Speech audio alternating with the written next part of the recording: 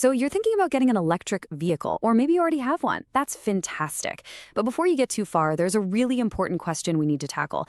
Is your home's electrical system actually ready for the job? Today, we're going to break down exactly what you need to know. You know that feeling of bringing a brand new EV home? It's exciting. But honestly, that excitement can turn into a real headache if you haven't thought about this one thing. Can your house handle the charge? And I'm not just talking about finding a spare outlet. We're talking about adding a massive new power demand to your home. And that really gets us to the big power question. See, an EV charger isn't like your phone charger. It's not even like your microwave. It is one of the most power-hungry appliances you will ever own, right up there with your central air conditioning or your electric stove. It's a whole different ballgame. To really get why, we need to talk about something called load. Now, don't let the technical terms scare you. It's just a simple way of saying how much electrical power a device actually pulls from your system. And trust me, when it comes to EV chargers, that load is significant. Just look at this table. Look at the huge jump in power needs. That level 1 charger? Yeah, it uses a regular wall outlet, but it is painfully slow. We're talking days, not hours to charge. That's why almost everyone goes for a level 2 charger at home. And that's where the numbers get really serious. It needs a big 240-volt circuit, and it can pull anywhere from 30 to 80 amps. That's a lot of juice. And to put those numbers into a real-world context, think about the most popular chargers out there. You know, the Tesla wall connector, the ChargePoint Home Flex. These are the ones you see all the time. They typically run right in that sweet spot of 32 to 48 amps. That's what you need to get a really solid full charge overnight. Okay, pay close attention here, because this next part is absolutely crucial for safety. The National Electrical Code, or NEC, has something called the 80% rule. Here's the deal. Since your EV charger is going to be running for hours and hours at a time, it's called a continuous load.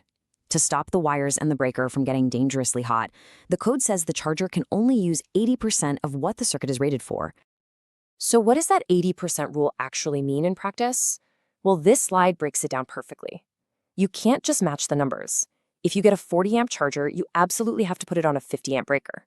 If you have a 48-amp charger, that needs a 60-amp breaker. That extra 20% isn't optional. It's a critical safety buffer. So on top of that 80% rule, there's another non-negotiable. Your charger needs its very own dedicated circuit. Think of it like a VIP at a club. It gets its own private line. It doesn't share its power with any other lights, outlets, or anything else in your house. So what does dedicated circuit really mean? It means an electrician is going to run a brand new 240-volt line all the way from your main panel straight to your charger. It gets its own circuit breaker, it needs thick copper wiring to handle all that current, and it needs GFCI protection. That's a super important safety feature that cuts the power instantly to prevent shocks. This is definitely a job for a pro. And now we are at the absolute heart of the matter. We know what the charger needs, right? But the big question is, can your home's main electrical panel actually supply that power? The only way to find out for sure is for an electrician to do a load calculation. It's basically an energy audit of your entire house, adding up everything you use to see if there's any room left for the new charger. You can actually get a quick gut check on your own situation. Go look at your main breaker in your electrical panel. If the big switch at the top says 100, you've got a 100-amp service. That's pretty common in older homes, and frankly, it's probably not going to be enough without a major upgrade. If it says 200, you've got the modern standard, and there's a much better chance you've got the capacity you need. Of course, there are other sizes too. Maybe you have a 150-amp panel. That's kind of in the middle. It might have enough room, but you absolutely have to do that load calculation to know for sure. And hey, if you've got a 400-amp service, well, you're in great shape. You're pretty much ready for anything you want to throw at it. Okay, so what happens if that electrician does the load calculation and tells you your panel is totally maxed out? The good news is you're not stuck. It just means you need a planned upgrade, and there are a few really common ways to get it done. These are pretty much the 4 main solutions an electrician is going to talk to you about. Sometimes just adding a smaller subpanel in the garage is the easiest and most cost-effective fix. Other times, the best long-term solution is to upgrade your whole service to 200 amps or maybe even 400. And there's even a high-tech option, a smart panel that can actively manage your power usage for you.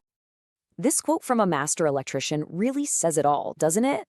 The smartest thing you can do, the absolute #1 thing, is to get that load calculation done before you even buy the charger.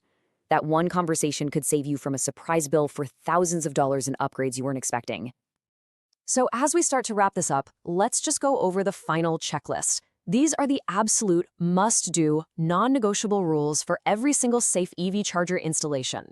No exceptions. All right, let's drill this in. This is your safety checklist. First, this is not a weekend DIY project. You need to get permits for this kind of work. Second, that low calculation we've been talking about, it has to be officially approved.